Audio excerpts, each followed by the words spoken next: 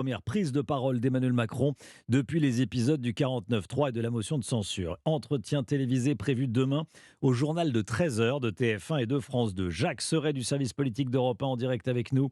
Bonjour Jacques. Bonjour. Depuis l'Elysée, que peut annoncer Emmanuel Macron demain ? Eh bien, désolé de vous décevoir, Romain, il ne faut pas s'attendre à de grandes annonces ni à un quelconque recul du président. L'exercice relèvera surtout de l'explication, de la justification du 49.3, de la nécessité de cette réforme des retraites. Expliquer, mais ne surtout pas reculer. Voilà en somme le message répété par les soutiens du chef de l'État. Pour vous faire une idée, voilà ce que me disait un cadre du parti présidentiel.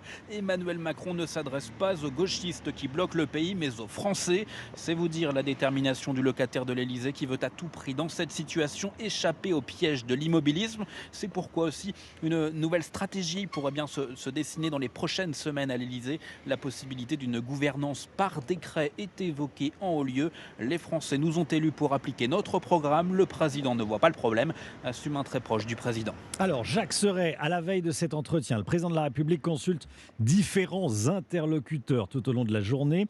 La première réunion a eu lieu ce matin en présence d'Elisabeth Borne. Oui, manière de faire bloc, d'afficher toute la mobilisation du gouvernement et de la majorité. Dès 9 h, la Première ministre était à l'Élysée, accompagnée des ministres les plus politiques de son gouvernement, tels que Gérald Darmanin, Bruno Le Maire, Olivier Dussopt ou encore Gabriel Attal.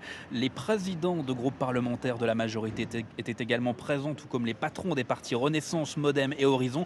Et le marathon des consultations est loin d'être terminé. Dans un peu moins d'une heure, Emmanuel Macron doit déjeuner ici à l'Élysée avec le président du Sénat, Gérard Larcher, et la présidente de l'Assemblée nationale, Yaël Braun-Pivet. Puis ce soir, il recevra l'ensemble des parlementaires, députés et sénateurs du camp présidentiel. Faut-il y voir du déni alors que la grogne sociale se fait de plus en plus pressante? Une certitude, le chef de l'État l'a déclaré lors de sa première réunion ce matin. Il n'envisage ni dissolution, ni remaniement, ni référendum sur la réforme des retraites. Jacques Serret, merci beaucoup Jacques du service politique d'Europe 1.